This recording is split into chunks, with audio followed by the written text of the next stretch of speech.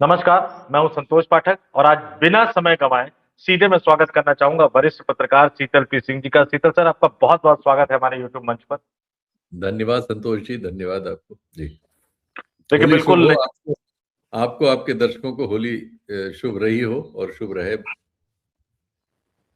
नहीं, बिल्कुल, बहुत बहुत धन्यवाद सर। और अब तो सवाल, चूंकि कई बार होता क्या है कि ठीक है, त्योहार हमने मनाया, लेकिन उस दिन जो बड़ी खबर आई, हिंद महासागर मतलब भारत, हिंद जी महासागर की सुरक्षा की जिम्मेदारी में भारत एक महत्वपूर्ण भूमिका निभाता है, क्योंकि इस क्षेत्र में भारत एक ताकतवर देश है। लेकिन हमने किसी को बुलाया, मेहमान बनाया, और जब वो वापस जा रहे थे तब उस पर अमेरिका ने अटैक कर दिया, तबाह कर दिया उसको। भारत की कूटनीति, भारत की राजनीति और भारत की ताकत को अब तो ये सीधा सीधा चैलेंज है सर, हमारे बिल्कुल घर तक युद्ध जो है वो पहुंच गया है। तो बिना किसी लाग लपेट के सीधा सीधा मैं चाहूंगा कि हमारे दर्शकों को बताएं कि आखिर वो पूरा वाकया क्या हुआ था और क्या मैसेज दे रहा है वो वाकया अपने आप। देखिए, वो तो बात एक कही है। एक और बात को इसी में जोड़ते हुए मैं शुरू करता हूं, क्योंकि वो सब समवेत रूप में आ जाएगी। अभी थोड़ी देर पहले हमारे विदेश सचिव ने जाकर ईरानी दूतावास में, जो उनके सर्वोच्च नेता की हत्या हुई है आज से 4 दिन पहले, मेरा ख्याल है 4 या 5 दिन पहले, उस पर 28 फरवरी। जी 28 को तो अटैक हुआ है। वो शायद पहली तारीख को हुई। जी जी, जी। तो उसके उस पर आज 4 दिन बाद, जब सारी दुनिया में जिसको जो उस पे स्टैंड लेना है ले चुका है, तो भारत ने जाके उस पे एक उनके दूतावास में जाके जो शोक संवेदना व्यक्त की जाती है वो व्यक्त की है एक विदेश सचिव के जरिए। हम याद करें कि 1 डेढ़ साल पहले ही 24 में उनके राष्ट्रपति की मृत्यु हुई थी, और उस समय भारत के विदेश मंत्री जी ने बाकायदा ट्वीट किया था।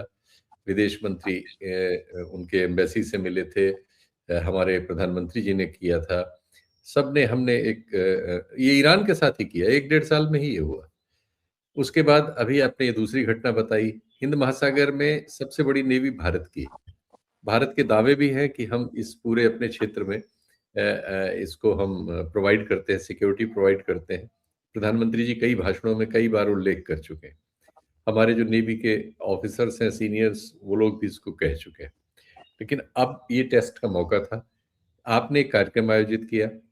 उस कार्यक्रम में दुनिया भर से 70-80 देशों से नेवी के लोग आए, अपने अपने उपकरण लेके आए। चूंकि ये समारोह किस्म का होता है, तो इसमें कोई हथियार लेके नहीं आता। आपके निमंत्रण पर वो निहत्थे आए, आपके यहाँ वो शामिल हुए। आपकी राष्ट्रपति ने उसकी अगवानी की थी। उनके वो परेड में वो शामिल थी।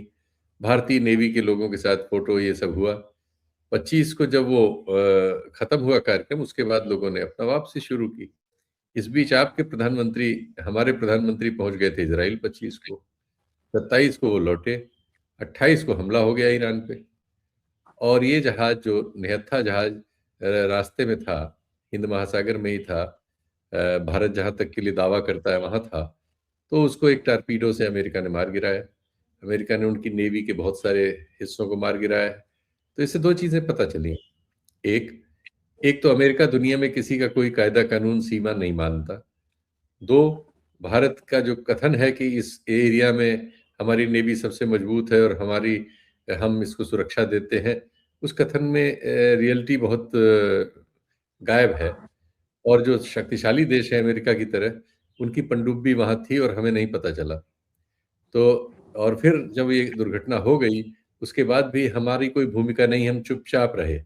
हम अभी तक चुप ही हैं एक्चुअली सरकारी तौर पर। लंका ने जो उसके पास एकदम है, उनके लोगों ने जाके, लंका एक ऐसा देश है जो पर निर्भर है बहुत तरह से, हम पर भी निर्भर है, चाइना पर भी निर्भर है, अमेरिका पर भी निर्भर है। और उसके इतने बड़े दावे भी नहीं है कि उसकी नेवी बहुत बड़ी है यहाँ। लेकिन उसने जाके वहाँ उनको जो भी लोग बचाव हो सकते थे, जिनको उनको अस्पताल ले जाना, दवा करना, और जो जिनकी मृत्यु हो गई थी उनके शव इकट्ठा करना और उनके परिजनों को सौंपने के लिए व्यवस्था करना। और ये सब मतलब जो काम एक मतलब आप कह सकते हैं नागरिक बोध या मनुष्य बोध है, उसके तहत जो किया जाता है अपने किसी भी आस पड़ोस में दुर्घटना हो जाए, तो वो काम सब लंका ने किया। अब एक दूसरा जहाज भी वहां उनका ऐसे ही फंस गया था, उसको भी श्रीलंका ही सुरक्षा दे रहा है। जबकि श्रीलंका बेचारा, जैसे मैंने बताया, बहुत निर्भर है, भारत पर भी बहुत सारी चीज़ों के लिए निर्भर है। चीन से उसका बहुत बड़ा मतलब उधार है, करीब 8 बिलियन का। और अमेरिका से तो दुनिया में सभी लोगों को, चाहे न चाहे, एक तरह से निर्भरता वो बना ही लेता है। वो निर्भरता अमेरिका से भी है, कोई अमेरिका से पंगा थोड़ी लंका ले सकता है। तो लेकिन उसने किया। ये एक परिस्थिति है।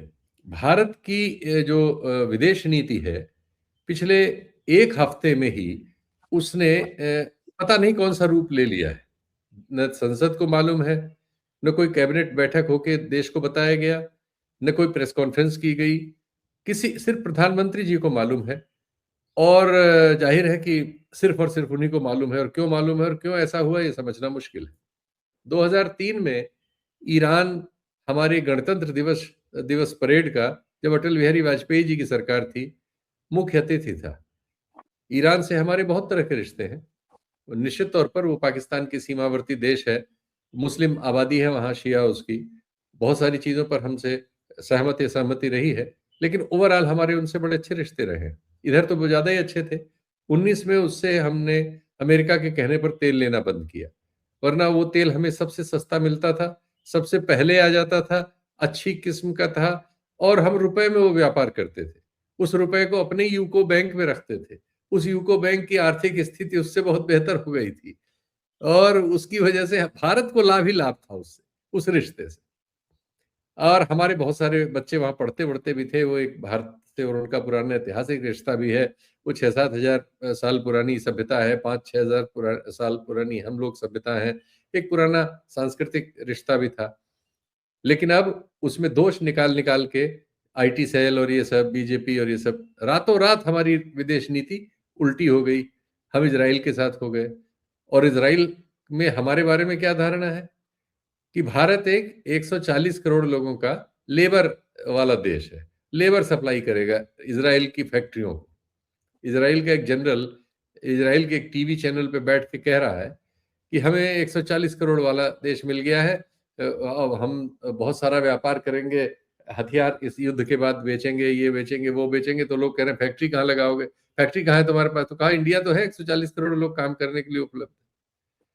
और हमारे बहुत सारे लोगों को उन्होंने बुला भी रखा है, 1-1.5 लाख लोगों को, जिनसे मीनियल काम कराते हैं, सफाई उफाई, इधर उधर, चौकीदारी, छोटा मोटा चौकीदारी भी नहीं, चौकीदारी तो वो सब अपनी खुद रखते हैं। मतलब एक तृतीय श्रेणी, चतुर्थ श्रेणी का लेबर क्लास का काम के लिए वो हमको उन्होंने भाव दिया हुआ है।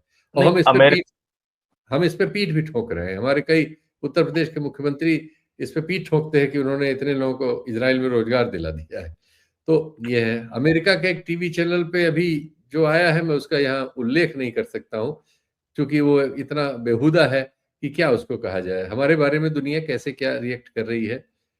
और हमने ये क्या किया, अटल बिहारी वाजपेयी जी का बयान, हमारे खुद इन प्रधानमंत्री का बयान, 16 में ये ईरान गए थे, और तब इन्होंने जो बयान दिया था, चाबहार पर जो हमने काफी बड़ा पैसा खर्च किया उसको बनाने के लिए, अभी पिछले साल ही हमने 120 मिलियन डॉलर वहां दिया था उपकरण खरीदने के लिए। कुल मिला जुला के हमने 5-6 बिलियन कुल खर्च किया है, और जमाने से हम उसको कर रहे थे। हम उसको जो ग्वादर एयरपोर्ट ने, पोर्ट चीन ने बनाया है, उसके मुकाबले में खड़ा कर रहे थे। वो हमारा अफगानिस्तान और सेंट्रल एशिया जाने का भू मार्ग बन रहा था वहां से। और एकाएक हम नहीं, जो है और शीतल उलट जी, पलट गए। हाँ, टीवी चैनल के एंकरों को उठा के प्रधानमंत्री ने कहा था कि मैंने बहुत बड़ा काम कर दिया जी, ये चाबहार हमारा बहुत बड़ा काम है, और पता नहीं किस किस तरह से उन्होंने कहा। आज हाँ, आपने कहा विदेश सचिव गए। शीतल सर, ईरान के विदेश मंत्री का एक ट्वीट आया।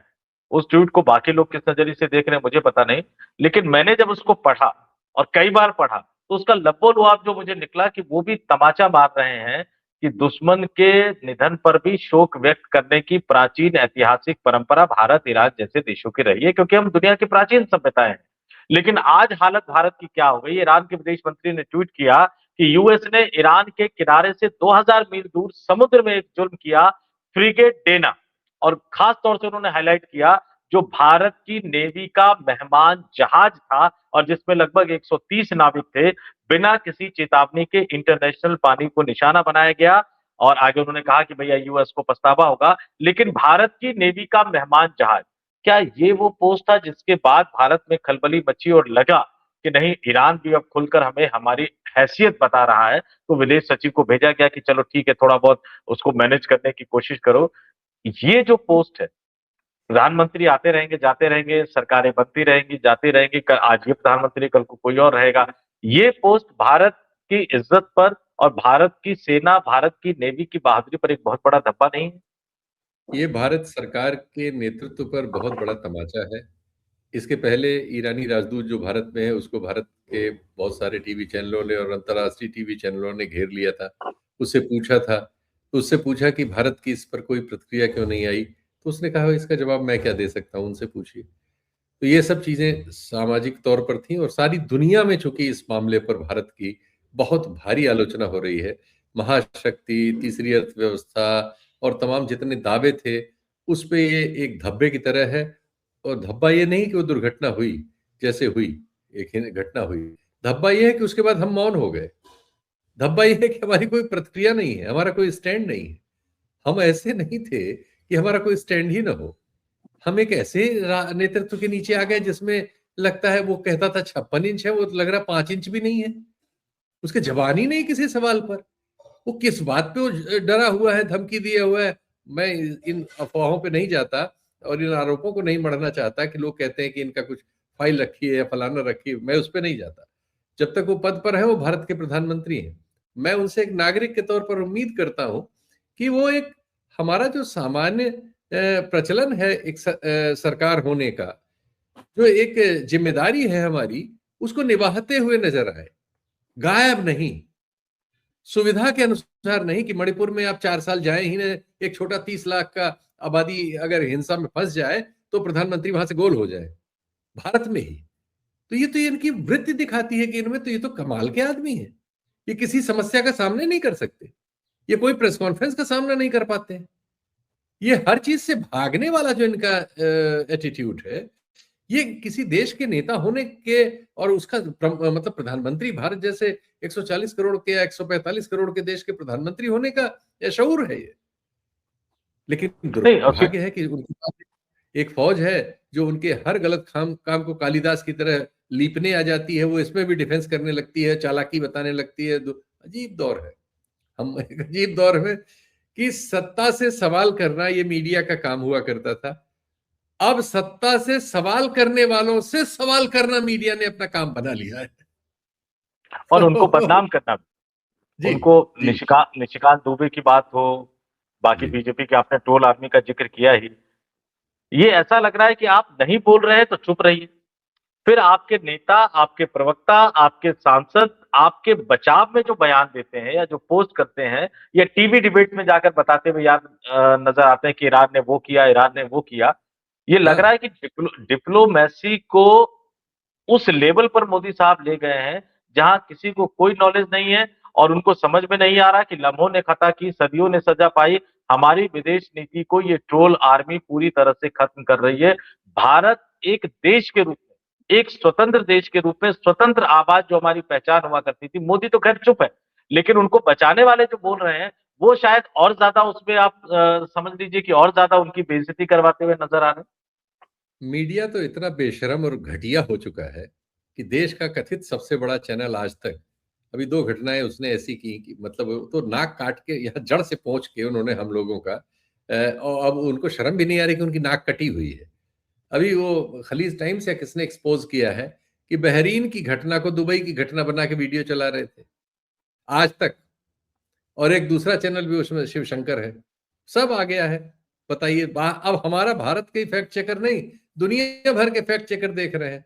वो एक काफी पैसा पाने वाली एंकरा है और बहुत पुरानी है भाई, वो अंजना ओम कश्यप। वो कह रही है कि ईरान में जो है एक तो ईरान के साथ दुश्मनी, एक हफ्ते भर में ईरान से हमारी दुश्मनी हो गई, कुछ ऐसा माहौल है। सारा देश का ये राइट विंग और ये मीडिया और ये चैनल ईरान के दुश्मन हो गए। अरे ईरान से हमसे झगड़ा नहीं हो रहा भाई, ईरान पर अमेरिका और इसराइल ने हमला किया है, हमसे कौन सा झगड़ा हो गया।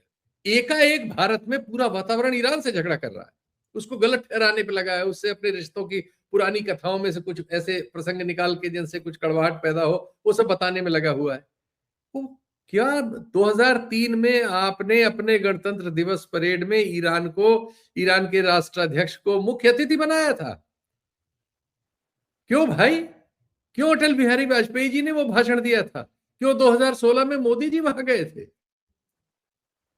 ये सब क्यों? उनके राष्ट्रपति की मृत्यु पर पिछले साल आपने एक दिन का राष्ट्रीय शोक रखा था। एकाएक आप सिर्फ इजराइल गए और आपने दिल बदल लिया। ऐसे किसी देश की नीतियां ऐसे बनती हैं, वो भी भारत जैसे महादेश की। कोई सार्वभौम होने का मतलब होता है, खुद मुख्तारी कुछ होती है, स्वाभिमान कोई चीज है दुनिया में। तो क्या है ये सब? लेकिन ये सारे जो सभ्य शब्द हैं, ये कुतर्कों ने इनको बहा दिया है नाली में। अब दोष गिनाने का ईरान से हमारे पास एक लाइन लगी हुई, और ये एंकरा जो है कह रही है कि वहां ईरान में कितने 60 या 70 लोगों को बंधक बना लिया गया। एक पुरानी घटना थी 79 की, जब अमेरिका का एक वो आया था, अमेरिका उसमें अपने लोगों को छुड़ाने जाना चाह रहा था, उसके एम्बेसी के लोगों को बंद कराया था। ये बहुत पुरानी घटना है, लेकिन वो उसको अभी की घटना बता के और ईरान को आतंकी कह रही है। ये क्या है भाई? मतलब, और सबसे बड़ी बात है कि और फिर उसमें खैर जो जिनसे वो कह रही थी, उसमें जो कार्यक्रम में दूसरे सज्जन थे, उन्होंने तुरंत करेक्ट करके उनको ध्यान दिलाया कि क्या कह रही हैं आप, वहां तो एम्बेसी ही नहीं है अमेरिका की, एक जमाना हो गया। वहां तो एक जमाना नहीं, हो गया, ये अमेरिका की एम्बेसी ही नहीं है। आप क्या कह रही हैं कि वहां किसको बंधक बना लिया? और ये किसी चीज को बिना चेक किए ऐसे कैसे बोल देते हैं भाई? एक सवाल तो शीतल हमारे सर जो मीडिया आज को हमने इस मीडिया को और इस काम को भारत में जहां पहुंचा दिया गया है वर्तमान राजनीतिक नेतृत्व की कृपा से, और जैसा वो पहुंचना चाह रहे थे पहुंच गए हैं, वो न सिर्फ अक्षम्य है, आपराधिक है, शर्मनाक है, बहुत ही बदसूरत है। शीतल सर, एक सबसे बड़ी बात, अभी वो सवाल थोड़ा सा हाइपोथेटिकल लग सकता है, लेकिन पता नहीं क्यों वो सवाल दिमाग में आ रहा है। आपके प्रधानमंत्री इजराइल, मतलब हम सबके प्रधानमंत्री इजराइल जाते हैं, वहां से वो बताते ही नहीं है कि वो ईरान पर अटैक करेंगे या नहीं करेंगे, जबकि हमारे 10,000 के लगभग नागरिक है। बताया, इनको पता था, इन्होंने कुछ नहीं किया, बड़ा अपराध। नहीं बताया तो धोखा है। हिंद महासागर, आप सतर्क रहते हैं, आप क्वाड के भी मेंबर हैं। कायदे से आपको अमेरिकी सरकार द्वारा या यूएस नेवी के द्वारा या जो भी यूएस का सुरक्षा तंत्र है उसके जरिए आपको बताना चाहिए कि वो हिंद महासागर में ऐसी ऐसी चीजें करने जा रहे हैं। आपको बताया, आपने मेहमान की रक्षा नहीं की, वो भी क्षम्य है। और आपको नहीं बताया तो वो अपने आप में एक धोखा है। अब तक हम ये मानकर चल रहे थे कि भारत इतना बड़ा देश है कि भारत पर, पाकिस्तान तो चलिए बेवकूफ है, वो इस तरह की हरकतें करता रहता है, लेकिन कोई भी समझदार देश कम से कम भारत से लड़ने की हिम्मत तो नहीं कर सकता है। एक न्यूक्लियर पावर भारत है, वो थैंक्स टू इंदिरा गांधी 1974 में उन्होंने किया। अटल बिहारी वाजपेयी ने उनको आगे बढ़ाया, तमाम प्रतिबंधों को झेलने के बावजूद उन्होंने भी परमाणु परीक्षण किया। लेकिन जब आपके समुद्र के इलाके में वो पहुंच जाते हैं, आपको धोखा देते हैं, आप उस पर कोई बयान नहीं देते। आपके मेहमान पर हमला करते हैं, आप कोई बयान नहीं देते। क्या हम मान के चल ले कि आने वाले दिनों में जो अमेरिकी राष्ट्रपति डोनाल्ड ट्रंप की सनक है, भारत के किसी भी समुद्री इलाके को वो निशाना बना सकते हैं, भारत के सिविलियन को निशाना बना सकते हैं। और जो ये कहते हैं कि हम न्यूक्लियर पावर है, अब तो हमारे देश में जो नेता है, न्यूक्लियर पावर तो ऑर्डर तो प्रधानमंत्री करेगा ना। वो प्रधानमंत्री चुप बैठा हुआ है, ना जाने क्यों चुप बैठा हुआ है, फाइल है, पता नहीं क्या नहीं है, लेकिन कुछ ना कुछ तो मजबूरियां है, यूं ही कोई बेवफा नहीं होता। हम ये मानकर चले कि आज नहीं तो कल वो खतरा बहुत जल्द हमारे सर पर आ सकता है। एक बड़ी ही भयावह संकट की स्थिति की तरफ हम लोग बढ़ रहे हैं। नहीं नहीं, आ क्या सकता है भाई? अभी जो हमारा पाकिस्तान से झगड़ा हुआ, अब तो ट्रंप ने तो इसको 101 बार कह चुके हैं वो, कि उन्होंने ये बंद कराया। क्यों बंद कराया भाई? जब भारत उनकी पिटाई करने पे पहुंच गया था, जो शुरू में पहले दिन हुआ, उसके बाद भारत ने अपने को संभाल लिया था, और फिर भारत ने ब्रह्मोस और दूसरी मिसाइलों से उनके नूर खान एयरबेस और सब बहुत सारी जगहों पर जरूरी हमले करके उनको बता दिया था कि भारत की तैयारी क्या है और भारत क्या है, भारत एक बड़ा देश है। और जब हम उसमें उस जगह पर जा रहे थे, जब सफलता हमारे करीब होती, तो हम अमेरिका के कहने से हमने विड्रॉ कर लिया। और हम बोले भी नहीं, हमने अपने देश को भी नहीं साफ साफ बताया, गोल मोल उसमें भी हमने रखा, हमारी सारी सूचनाएं अमेरिका से आ रही हैं। ये जो दौरा हुआ, ये सूचना नेतन्याहू ने पहले ट्वीट किया कि प्रधानमंत्री मोदी इजराइल जा रहे हैं। दुनिया को और देश को किसी को पता नहीं था। या हमारे देश की खबरें, हमें अपने बारे में खबर अमेरिका, इजराइल और पश्चिम से मिलती है। कमाल कर दिया है भाई इन लोगों ने। तो ये सब आदमी कब करता है? जब चोरी करता है, कोई ऐसी चीज करता है जो क्लैंडस्टाइन होती है, जिसको बताने से डरता है। तो ऐसी नीति क्यों लगा रहे हो भाई, जिसको तुम छुपाते घूम घूम रहे हो और जो बदबू की तरह पानी में ऊपर उतरा रही है? तो ये जो नीति है इनकी, जिससे निश्चित तौर पर हमारे देश को अब क्या हुआ है, अब इस लड़ाई से हमको क्या फायदा हुआ? इजराइल में आपका फोटो बन गया, आपको एक कथित पुरस्कार जो उनके मीडिया के अनुसार आप ही के लिए उसी समय बनाया गया, जो कभी पुरस्कार नहीं था। एकाएक उस पुरस्कार को एक शील्ड बना के दे दिया गया और वहां का मीडिया उस पर हंस रहा है। वो लेके आप जो आए, उससे भारत को क्या मिला? हॉर्मुज का इलाका बंद हो जाने की वजह से भारत को हमारी एक तमिलनाडु या कहाँ की रिफाइनरी बंद हो गई है, उसमें कच्चा तेल नहीं है। और हमें अब खुद रूस से, जिससे हमने तेल इनके कहने पे बंद कर दिया था, मांगना पड़ रहा है। और हमें अब जाहिर है दाम बढ़ गए, तो $15-16 बढ़ चुके हैं, रोज बढ़ रहा है और रोज बढ़ता जाएगा। आज तो 3-4 घटनाएं हो गई हैं, कम से कम 2 घटनाएं तो पुष्ट हो चुकी हैं टैंकरों पर हमले की। तो वहां कोई बीमा नहीं कर रहा है पिछले 4 दिन से। तो और जो वहां से जहाज आ भी रहे हैं, उनमें 8 गुना ज्यादा बीमा राशि प्रीमियम की हो गई है। तो यानी कॉस्ट बहुत बढ़ गई है। तो ये कॉस्ट कौन देगा? ये भारत की जनता देगी, दुनिया की जनता देगी। जापान, कोरिया, चीन, भारत, इन सब में तेल का बिल एकदम से फ्लेयर अप हो गया है। भारत तो पूरा निर्भर है, यहां से 40% के करीब आता था इस इलाके से। तो अब ये सब फोर्स किया जा रहा है कि अमेरिका से महंगा तेल, महंगी एनर्जी खरीदें। इनके इन फैसलों से इवन इनके राइट विंग के जो सेना के बहुत सारे अधिकारी हैं, वो सहमत नहीं हो पा रहे हैं। जनरल वगैरह देखिए खुल के आ गए हैं कि अमेरिका हमारा दोस्त नहीं है भाई, अमेरिका किसी का दोस्त नहीं है। ये हम नहीं कह रहे हैं, जनरल बख्शी कह रहे हैं और ठीक कह रहे हैं। और ये सब करके हमने क्या किया? हमने सबकी नजर में अपने को संदिग्ध बना लिया। अपने विश्वसनीय टाइम टेस्टेड दोस्तों जैसे रूस के साथ हमारे रिश्ते संदिग्ध अवस्था में पहुंच गए। चीन हमारा एडवर्सरी ही है, हमारी सीमा पर है। उसके बारे में हमारे विदेश मंत्री कहते हैं कि भाई वो 20 ट्रिलियन की अर्थव्यवस्था है, हम उससे उस तरह से नहीं डील कर सकते। तो हम एक किस दौर में है? सिर्फ नेहरू की आलोचना, एक मृत व्यक्ति की आलोचना के बल पे हम चलते रहेंगे? आपका क्या स्टैंड है? हमारी विदेश नीति क्या है? हमारी राष्ट्रीय नीति क्या है? हमारे हित क्या है? क्या फायदा हो रहा है? ये बताओगे किसी को? हम तो ये देख रहे हैं कि हर चीज से अमेरिका को फायदा हो रहा है या किसी दूसरे को हो रहा है। हमें तो सिर्फ नुकसान हो रहा है। $1 अरब हमने दिए थे उससे इंजन खरीदने के लिए, जो हम तेजस जहाज बनाते थे। 2 इंजन उसने बड़ी मुश्किल से दिए, वो भी नहीं दे रहा था, बहुत लटकाए हुए था, डिले कर रहा था। तो क्या हम इस रिश्ते से हमें क्या मिल रहा है? हर हफ्ते हर हफ्ते ट्रंप मोदी जी की पैंट उतार देता है, कोई कोई उधर उधर की बात करके। मैंने ये कराया, मैंने डियर फ्रेंड भी कहता है और बेइज्जती भी करता है। बिल्कुल सीता सर, आपने सही कहा। भाई ऐसे रिश्ते में हम क्यों फंसे हुए हैं? अगर कोई विवाह ऐसा हो जाए जिसमें पति पत्नी में ये नौबत हो कि पति की रोज बेइज्जती हो रही हो, वो बेचारा बोल भी ना पाए, तो वो रिश्ता चलेगा? और उस रिश्ते को बनाए रखने का क्या मतलब? आपका कुछ स्वाभिमान है कि नहीं? आपका ना हो, भारतीय नागरिकों का तो स्वाभिमान है, उनको आप क्यों गिरवी रख रहे हैं? ये प्रश्न हर नागरिक को पूछना पड़ेगा। और जो भी आप करके आते हैं उसको देश से डिस्कस करिए। आप एक लोकतांत्रिक देश के नेता हैं। आज तक अभी देश में घोषित तौर पर हम किसी तानाशाह के नीचे नहीं है। अभी अब भारत लोकतांत्रिक देश है। लोकतांत्रिक देश के लोकतंत्र का मतलब ही होता है कि उसमें सारे स्टेक होल्डर्स जो हैं चीजों से भिन्न होते हैं। कुछ चीजें सुरक्षा के नाम पे एक दो चीज आदमी रखता है, हर चीज छुपाने का काम थोड़ी होता है, हर चीज को सुरक्षा के नाम पे छुपा देना, और वो भी विदेश नीति जैसी चीजों को। खैर, नहीं, आपने बिल्कुल सही कहा सीता सर कि राइट विंगर्स में भी बहुत ज्यादा गुस्सा है। और राइट विंगर्स तो बात छोड़िए, भारतीय जनता पार्टी आरएसएस जो इनको 56 इंच का समझ के लाए थे, क्योंकि अब पानी सर के ऊपर से गुजरता जा रहा है। खतरा बिल्कुल भारत के समीप आ गया है। प्रधानमंत्री कुछ बोलने सुनने को तैयार नहीं है। हम और आप चाहे जितना भी कहें, क्योंकि अपनी मर्यादाएं होती है, हम अपने प्रधानमंत्री के बारे में बात कर रहे हैं, लेकिन इस देश का एक एक आदमी अब ये सोच रहा है सीता सर कि भैया ऐसी क्या मजबूरी है मोदी साहब की कि वो इस लेवल पर जाकर वो सरेंडर कर चुके हैं।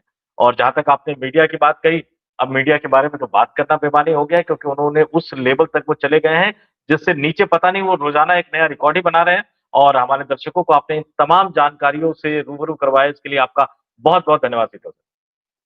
संतोष जी, नमस्कार।